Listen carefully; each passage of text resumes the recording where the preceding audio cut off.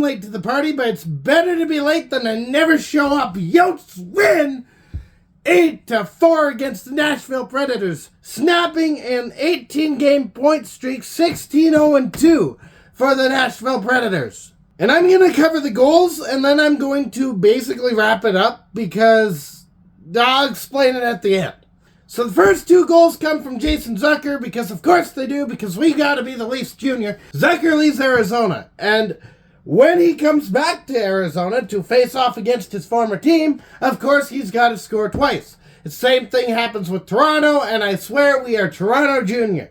Because when it comes to Toronto, anytime one of their players leaves, they show back up, and then they score. Same thing happened to us, but the difference between us and Toronto is we actually win the games when this happens.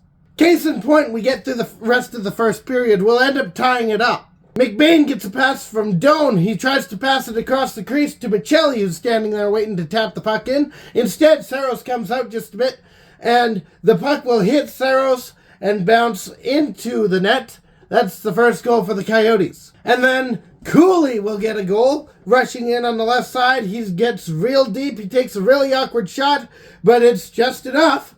He beats Saros on the short side. And then we go into the second period, where Nashville will take a too-many-men penalty that's kind of a phantom call. When they showed it back on the broadcast, it was basically 5 players and 4 players and 5 players.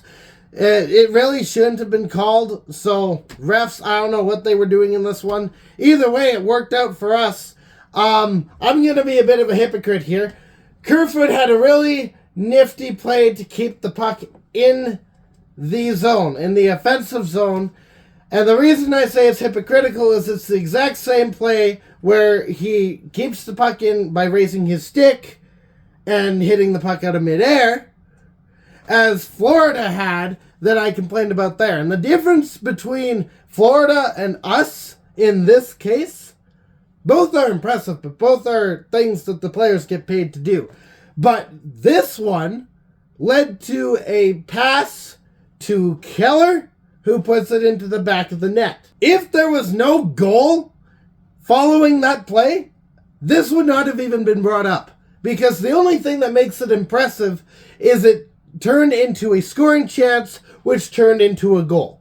A little bit later, Cooley drives the net, he crosses across the crease, and he puts the puck into the back of the net. There's a really bad hit on Keller that's not called. This is important for the next goal because Krause will end up going after the guy who hit Keller, and he kind of just had a dumb moment where he hits a really late hit against the guy, stands there for a minute, and then gets a good cross-check to finish the job. Well, we go down on the penalty kill.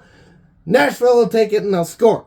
Keller has 2 assists in the next few goals. One goes to Bukestad, the other goes to Schmaltz. Schmaltz's goal ended up basically looking exactly like Cooley's. The second one, just to make that clear. He drives the net.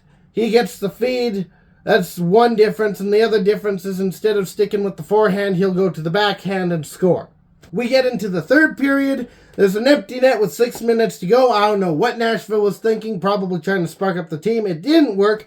Michelli gets a goal. But then Nashville scores on a power play because Bukestad went and tripped someone. And that goal will go to Forsberg, who sets a record with a 7-game goal streak. So they get their feel-good story. We get ours. Cooley, on another empty net, puts the puck into the back of the net. He's got a hat trick. And that's the game as far as goals are concerned. And the reason that I want to cover strictly the goals and this next point, which is essentially we're not tanking. I just want to make that perfectly clear for how this game went and how the last game went. We are not tanking.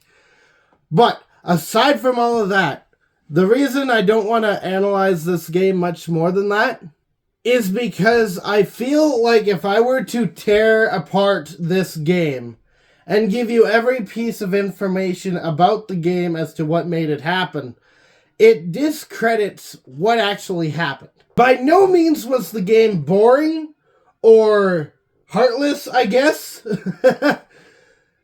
It was a really good game, but for me or anyone else to dissect it belittles the product that actually happened on the ice. It's the same reason why if you went to see, just for this example, the Mona Lisa, you're going to admire it for the beauty that it is. You're not going to get up close to it. I don't think you even can. But you're not going to get up close to it and pull out a magnifying glass and start analyzing each stroke. No, you're going to see it for the bigger picture that it is. You're going to see it for the masterpiece that it is.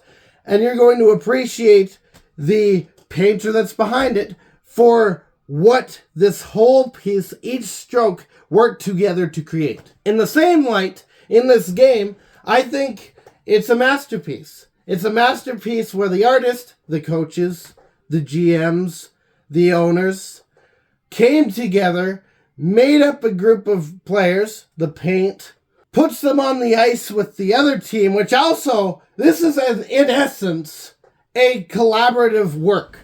Because they've got their artists there too. Nashville's got its coaches, its owners, its GMs. And it all came together on the ice to form this masterpiece. Each pass, each play, each goal, each assist, just strokes on a canvas to make the masterpiece that this game was. So that's me saying that I'm not going to dissect the game by dissecting the game a little bit. The irony is not lost on me. That being said, play again tomorrow against the New York Rangers, and I'll be back for that. So in the meantime, stay howling and go Yotes! Thank you so much for watching. If you liked what you saw, you can hit the like button. If you didn't like what you saw, you can hit the dislike button. I don't get to see those numbers. I'm very glad about that. If you want to see more stuff like this, you can hit the subscribe button and share this with your friends. I'll be back tomorrow.